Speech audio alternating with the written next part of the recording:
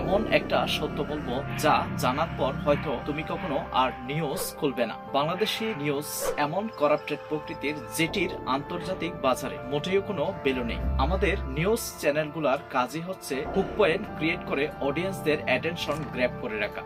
এখানে সত্য আর ট্রেন্ড সম্পূর্ণ পরস্পরের বিপরীত। তুমি নিউজ খুলে দেখো, একদিনের হেডলাইনে ইউনূস স্যার মানবতার প্রতীক, পরের দিনেই ইউনূসের বিরুদ্ধে তদন্ত শুরু।